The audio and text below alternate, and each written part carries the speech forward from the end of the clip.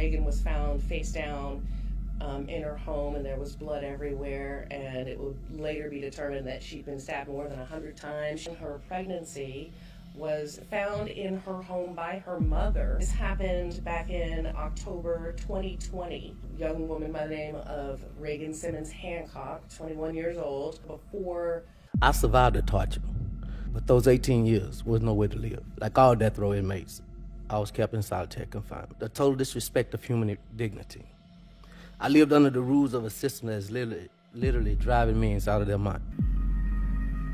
You know, and in the interview he says, I've never seen anything like that, only in TV and the movies. I've never seen it in real life. He's holding her head down, and she's gurgling, and the bubbles are coming up. You caused that, right? And then Jerry said, well, why you gotta kill us? And then Gary said, shut up, and stabbed him in the stomach. Gary said, you know what, I loved your mama with my whole heart, and I lived to the death. Taylor Renee Parker had her fair share of tragedies in life, but perhaps the tragedy which took her down a dangerous path was of her undergoing a partial hysterectomy. What effects it had on Taylor cannot be judged, since she had already asked for a sterilization procedure following the birth of her second child. She already had a full home, and there was no need for any more small feet to touch home ground. While her marriage ended up in divorce, it did not stop her from finding true love with Wade. This is her story. The scene is set.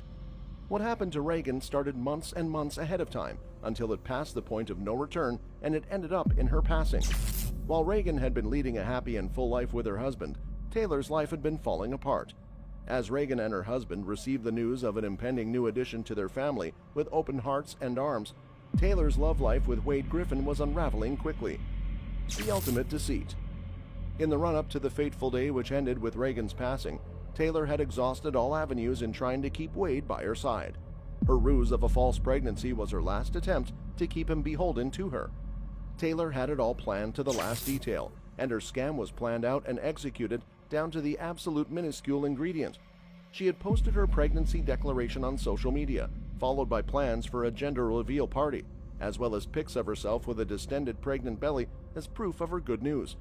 She was laying down the details of her trap, in which a couple of months later, a baby was supposed to fall. But at the moment, the trap was doing its job with flying colors as it kept Wade shackled to her side. She had everyone duped, with her entire circle of friends and acquaintances believing in her fairy tale. A con woman to the depths of her soul, she had poured hours into researching on how to fake a pregnancy and how to deliver a preterm baby and keep it alive. But that's not all. When her boyfriend, Wade Griffin, was interviewed, he informed the authorities that Taylor had told him that she was pregnant and that she had registered at Idabel Hospital for the birth of the child, who was expected to arrive in November. Her induction process was to be commenced on 9th October 2020. Portrait of a consummate liar. The details given by Wade Griffin to the authorities regarding his relationship with Taylor painted a portrait of a woman who was a pathological liar and in the habit of creating deceitful situations to bend people over to what she wanted them to do. Taylor was consumed with her needs and was willing to meet them by running all sorts of scams. Wade was a construction worker and had met her in 2019 and had been trapped by Taylor, along with his longtime friend Juan, into doing a detailed project on her house, the cost of which had run up to $50,000.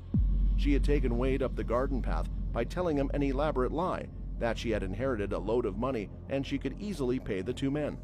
Eventually, the money had dried up because there was no inheritance in reality, and Wade had had to pay his friend from his own pocket until he couldn't manage anymore.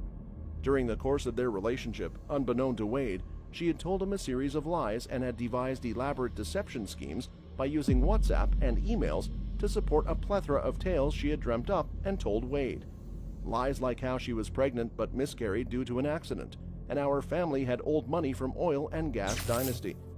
The fairy tale relationship she had created with Wade on a shaky foundation of weak lies could not withstand the test of time, and this mirage was fading fast. Taylor's false promises had lodged a wedge between Wade and his friend Juan, who had worked hard on a project which let him down when it came time to get paid. This sorry tale created a rift between Taylor and Wade, and the writing was on the wall that this relationship could not continue. At this point, Taylor revealed her supposed pregnancy to Wade, who was pinned down with no way to escape. Thus began the sorry tale which culminated in an unspeakable tragedy and ended in the loss of two precious lives. Tying up loose ends. Midway through the deception, Wade was having a hard time ignoring the suspicions niggling him, as he noticed that his girlfriend's tummy was not growing. When he asked Taylor about the reason, she gave the explanation that it was because of a tummy tuck which she had had earlier on.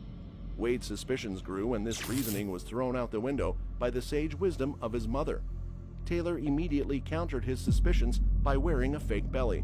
There were plenty of red flags, like the fact that Wade had never felt the baby kick. But Taylor's consummate acting was enough to convince the staunchest and most stoic of cynics.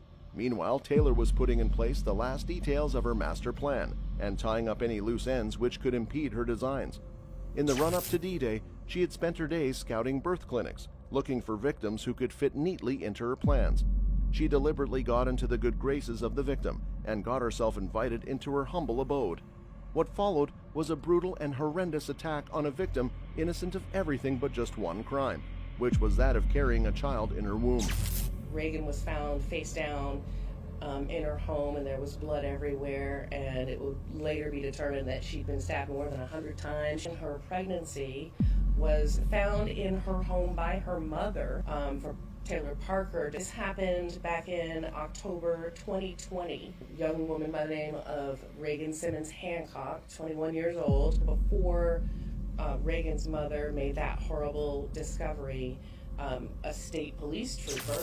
The baby was ruthlessly extracted from the stomach of her quickly passing mother, despite her feeble attempts to protect her child, even when she was in the throes of demise.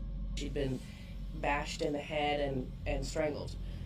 And then about less than an hour, still tucked into her waistband. Idabel, Oklahoma pulled Taylor Parker over and found that she had a newborn baby in her lap with the umbilical cords. EMS come and fly the baby to the hospital. The baby died. She was pronounced dead. Taylor was caught with the baby in her lap as she was trying to drive. Her defense was that she had given birth in the car, but her contention was promptly dismissed when she was examined at the hospital. Taylor's ignorance ultimately became Achilles' heel as her plan flopped due to a massively inconvenient detail. Finally, in October 2022, Taylor Renee Parker was found guilty of capital slaying for the knifing demise of Reagan Simmons Hancock, 21, in October 2020, and taking the victim's baby from her womb. She was sentenced to be executed for her heinous crime, and she is awaiting the execution of her sentence on Penalty Row. A leopard doesn't change its spots. While Taylor had been giving the runaround to people who came in her vicinity while she was a free person, her antics have not left her since her incarceration. She has remained true to her basic nature, even though she is staring demise in the face. Just 6 days later, Parker was actually arrested and charged with capital murder and kidnapping. Police realized that the discovery of this newborn under suspicious circumstances was at Reagan Simmons Hancock. It was kind of striking how close Reagan's family were emotional. Though her influence might be restricted to the circle of people around her, she has taken on a mighty state penitentiary and the government in a bid to take the most she can from it while she's still breathing. Her attempts at using the system to her own advantage makes a long list indeed. Amongst the many is one where Taylor has cooked up a scheme to avoid having her inmate account garnished to pay the medical bill she owes the county by having her mother purchase commissary items in the names of other inmates who would then give the items to her. What she was doing on social media when she was posting about this pregnancy, that Taylor wasn't even capable of getting pregnant because she had her tubes died after the birth of her second child. Set up a timeline so that the jury can understand what Taylor was doing on social media, what she was doing on her devices, text people under made-up names, posing as everything from her own mother, the impression that her mother was threatening and harassing her for the killing and taking of the baby. As of February 2022, Taylor Parker owed over $2,260 to Bowie County for medical expenses. She planned a massive fraudulent scheme in which she fabricated evidence, tampered with witnesses, and ultimately attempted to frame a mentally fragile inmate for her crime. She asked fellow inmates to hand out letters that she typed up and changed the handwriting in hopes that it would be successful. One of the reasons being the judge said he wants to allow both sides to be able to compare their cases because it is such a complex case. There have been 17 witnesses so far from after opening statements on Monday through Thursday afternoon to text Wade Griffin, who was Taylor's boyfriend, that prosecutors say she was desperate to keep at all costs, Tommy Wade Casey, he spoofed his own number, giving him the heads up that, hey, this pregnancy that Taylor's claiming isn't possible because I was there when she had her hysterectomy. Details of the crime that only she knew were detailed in the letters, and she was aware of this. This was an attempt at masterminding a sophisticated jailhouse scheme to frame a fellow inmate and exonerate herself. Prosecutors plan to introduce evidence of Parker's crimes, misdeeds, and malingering since she has been in custody following her extradition back to Texas from Oklahoma on October 14, 2020. Millionaire heiress that she told her boyfriend, who she was trying to keep, that was the motive that the prosecutors say, shows the steps she took, and it even shows her paying for these monthly subscriptions for these services and things like that. So she posed as other people in this digital forensic evidence. Allegedly, she did all this. And that's just scratching the surface of the evidence. They were describing 49,000 pages. Prosecutors say that actually was a pivotal point in the timeline leading up to the murder. They say she has been so disruptive and difficult that the jail has had to change its policies and procedures. That includes filing unfounded complaints against jail staff and threatening lawsuits against them as individuals over alleged mistreatment and discrimination, as well as comments that prosecutors say could be taken as threats of physical harm. Parker has remained in protective custody at the Bi-State Detention Center since her arrest, but she has access to an email kiosk and the jail telephone system. She has also written dozens of letters. Those communications are monitored and recorded, and prosecutors say it will all be introduced in the penalty phase of the trial as evidence of her ongoing schemes and scams. And somehow, Parker managed to reactivate her Snapchat account in April 2022, under the same username she used before the murders and her arrest. Parker also claimed to have a Netflix deal for a documentary and a contract for a tell-all biography, as she wants her innocent side to come out. As for her claim that Netflix wanted to come film her at the jail, the Bowie County Sheriff's Office said it has received no such requests, adding insult to injury.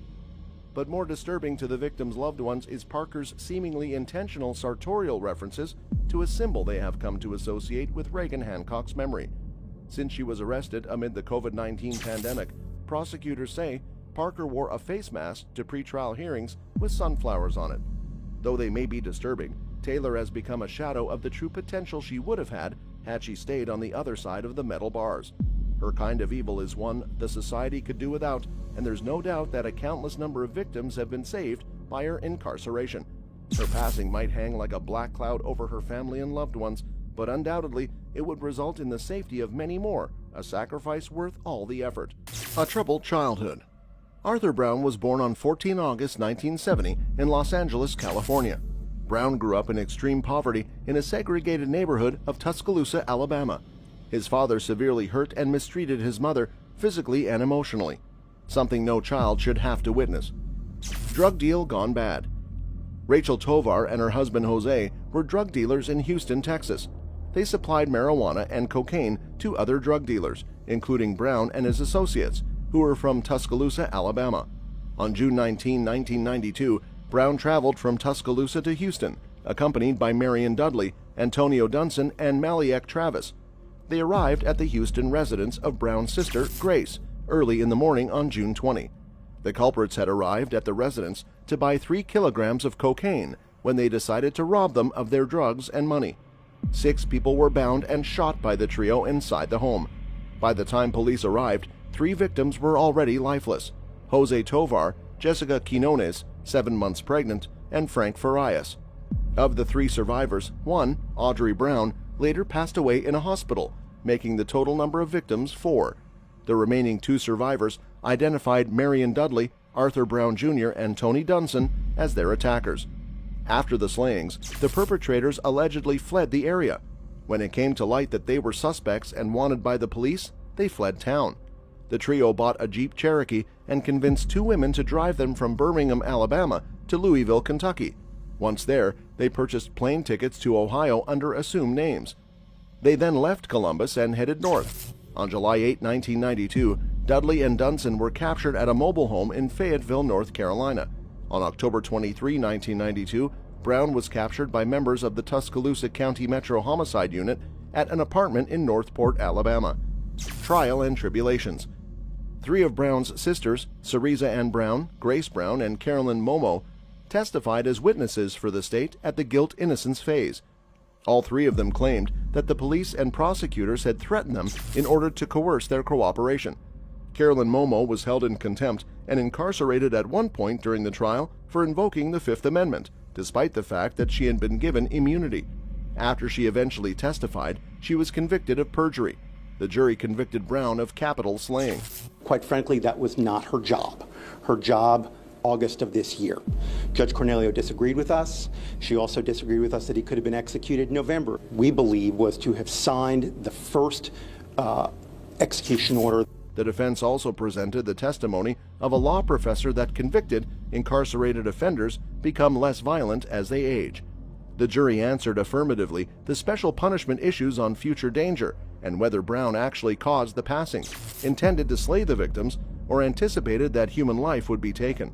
The trial court finally sentenced Brown to his end. Arthur Squirt Brown Jr. was convicted of capital slaying, and in November 1993 he was sentenced to the mighty gallows. Marion Butler Dudley was also convicted of capital slaying and was the second of the 3 perpetrators to be convicted. On January 23, 1995, he was sentenced to the gallows as well. Lastly, Antonio Lamone Dunson, too, was convicted and given a life sentence. As of May 2022, he was still in prison and is eligible for parole on July 8, 2027. A sorry end. Dudley was executed by lethal injection on January 25, 2006 in Huntsville, Texas. He became the first person to be executed by the state of Texas in 2006. Dudley refused to walk to the execution chamber and had to be carried. When asked if he had a final statement to make, he ignored the warden and kept his eyes shut. Taken as a decline, the drugs were administered, and 8 minutes later, at 6:16 p.m., he was pronounced lifeless. He had proclaimed his innocence to the very end and denied ever being at the home when the shootings occurred. Arthur Brown is still fighting. Brown has repeatedly attempted to appeal his conviction. In August 2014, Brown lost a federal court appeal after arguing he should be provided $7,500 to pay for a mitigation specialist to assist him with his clemency petition. A federal district court refused, and the 5th U.S. Circuit Court of Appeals upheld the lower court's rejection. In October 2017, Brown lost another appeal when the Texas Court of Criminal Appeals denied him a new trial or new sentencing phase.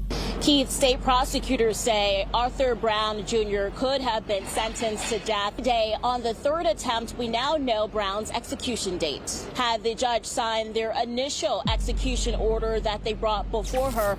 In April 2022, a judge in the 351st District Court was expected to sign Brown's slaying warrant, who had exhausted all of his appeals. In May 2022, prosecutors and defense attorneys attempted to sway a Harris County judge to decide on Brown's finality warrant. Prosecutors attempted to sway the judge to set an August 31 execution date for Brown, while his lawyers argued he had an intellectual disability and was therefore ineligible for execution. On May 20, the judge declined to sign the warrant for Brown, prompting an angry reaction from family members of the victims. Following the verdict, a Harris County District Attorney's prosecutor announced they would challenge the judge's decision through the Court of Appeals. She did sign, but we have to wait until next year, and most of the time appeal in, and it'll continue like it has for 30 years. Awaiting execution. It's been many years since Texas attempted 2 executions in the span of 3 days, but the state will attempt to do that next week. Without court intervention, Gary Green will be put to sleep March 7 and Arthur Brown 2 days later on March 9.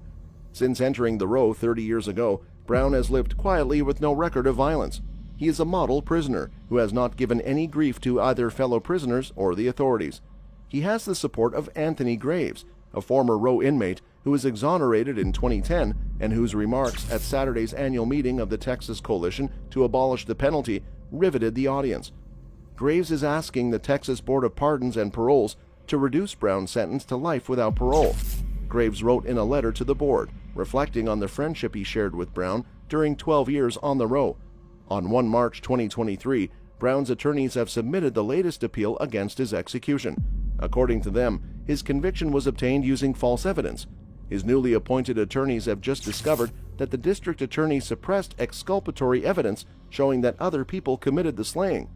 Though Brown may have received a reprieve from the hangman's noose, it is still right there hanging over his head like the sword of Damocles, the opposition.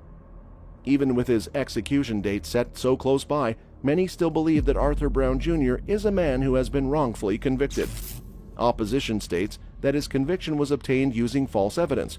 His newly appointed attorneys have allegedly recently discovered that the district attorney suppressed exculpatory evidence showing that other people committed the slaying. Mr. Brown also shows signs of having intellectual impairments, including possible fetal alcohol disorder, impairments that made him even more vulnerable to the injustice of this wrongful conviction. Increasing the inhumanity of Mr. Brown's conviction is the fact that his jury never heard mitigating evidence of the hardships he experienced as a child, including abject poverty, neglect, and severe hurt. Lovetta Armstead was many things: an educator, a strong woman, and an exceptional mother for the three lights of her life: JT 12, Jarrett 9, and Jasmine 6. She was a 32-year-old schoolteacher residing in Dallas, Texas, and had a heart as big as her namesake state.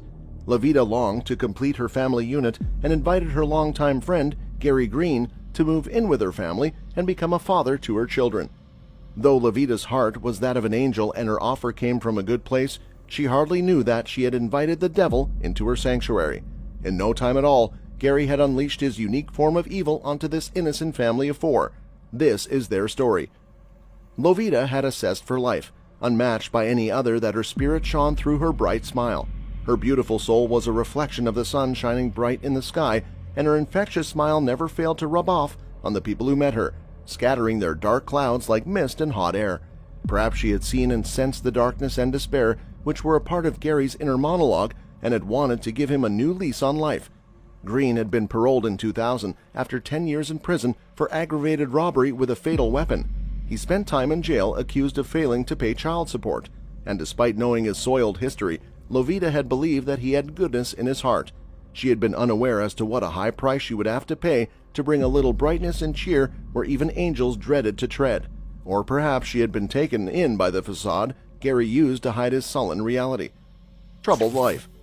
Gary grew up amid violence and extreme instability. His current attorney, Michael Mola, wrote in a 2020 appeal that Green's parents and grandmother were mentally ill. His father violently hurt Green and his mother. During his childhood, Green's aunt was slayed. Another family member took his wife's life and committed self-demise. From an early age, Green talked about wanting to end himself, of having nothing to live for. According to Mola, at the time of the slaying, Green met the criteria for schizoaffective disorder, which causes breaks from reality. He had severe chronic depression, manic episodes, and personality disorders. Green talked nonsensically, heard demons, and believed vampires followed him. Love and marriage. A short period of courtship soon led to matrimony, and Lovetta, with the open-armed support of her children, welcomed Gary into her humble abode. Her children fell in love with this new addition to their tiny family and put this monster up on a pedestal where he certainly did not belong. Safety and separation. The chinks in this false knight's armor appeared soon, with JT and Jared bearing the brunt of an unprovoked beating at their new father's hand with the belt he was holding in it. Each strike of that strap fell on Lovetta's heart, ripping the gossamer fabric from their budding love apart. Gary's latent tendencies for violence had emerged into shining revelation, and being the conscientious and devoted mother that she was, Lovetta decided to protect her children by putting them first and asked Gary to shift out. Face of an angel, deeds of a monster. On September 21, 2009, Gary visited Lovetta and Jasmine at her home. Family members say he had moved out, but told Armstead that his parole officer was going to check on him at the home on that day. He persuaded her to let him spend the day at the brick house, but it was just a ruse to get his foot inside the door. Soon, a huge argument broke out between the two. Sometime during the course of the argument, it took a violent turn. Gary tied Jasmine's hand and feet with a rope and dumped her onto her mother's bed. For the next hour, he proceeded to attack her mother, ultimately taking her life, while she played a helpless witness to her mother's passing from this world. Lovetta suffered grievous injuries at the hands of her protector turned tormentor and breathed her last in fear for her little girl. Once she had departed from this good earth, this monster turned his attention to the helpless child left under his care.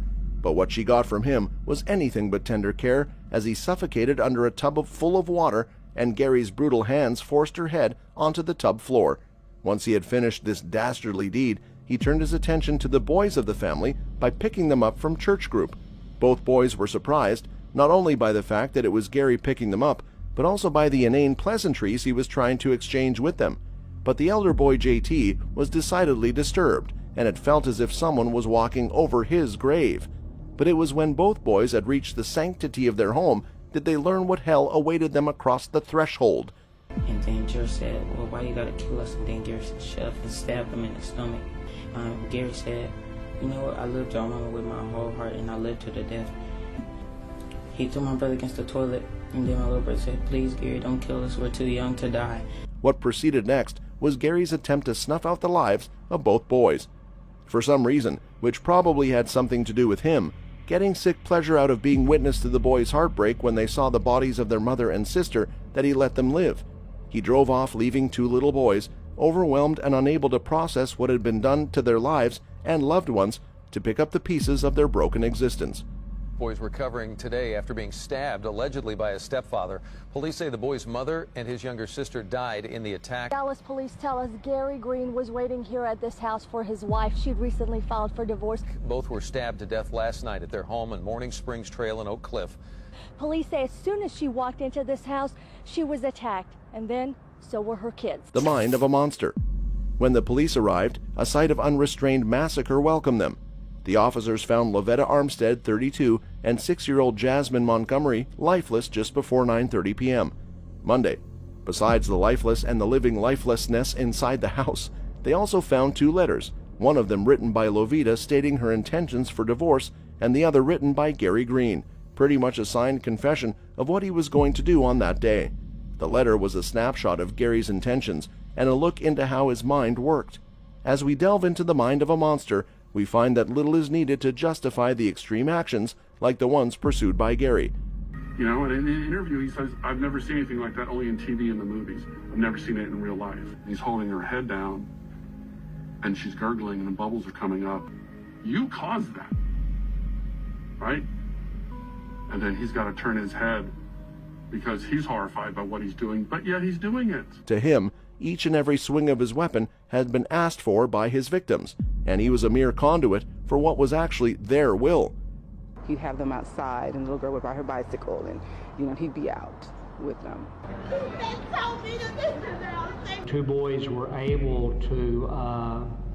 But you couldn't tell the difference. You couldn't tell if they were or were not. Wait a minute, what happened? I just got a phone call. She was a very kind lady, and she did not... You know, he was a dad to them. Mr. Green, out of killing them... Time to pay the piper. After Green left the house, he tried to overdose on prescription medication. He called his mother, and she encouraged him to surrender. Green turned himself in at the Southeast Patrol substation at 2:15 a.m. on the same day and gave a videotaped confession. Green was taken to the Dallas County Jail, where he was being held on 1 count of capital slaying, with additional charges pending. His bond was set at $1 million. Further details regarding his violent past were revealed in the course of his trial.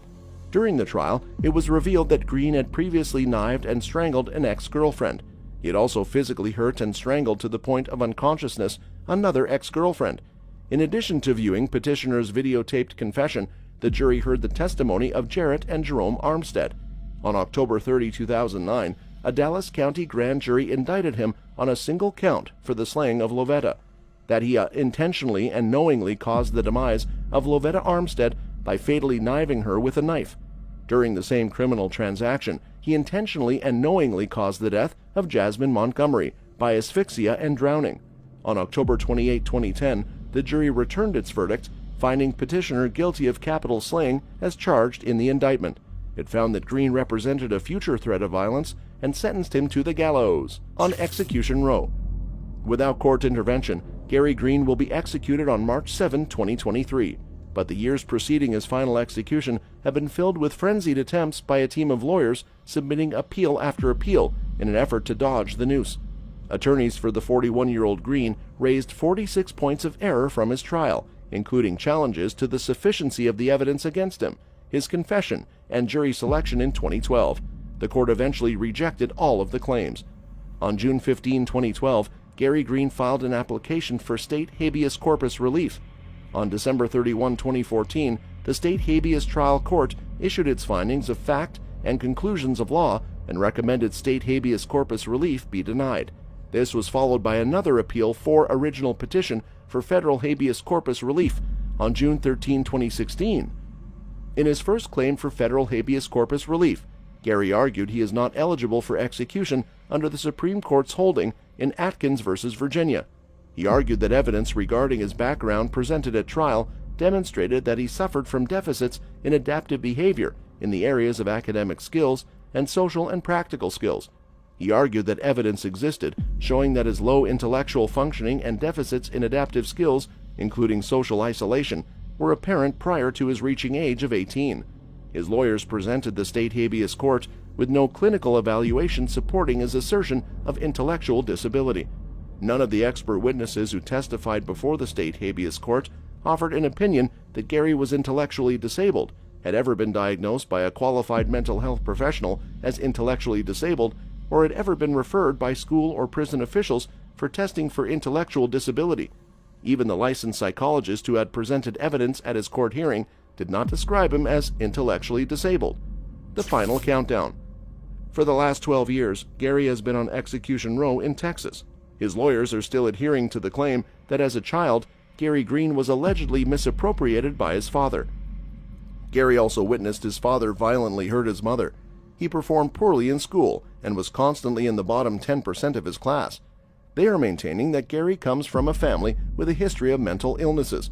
Throughout his life, Gary allegedly exhibited signs of paranoia and mental illness.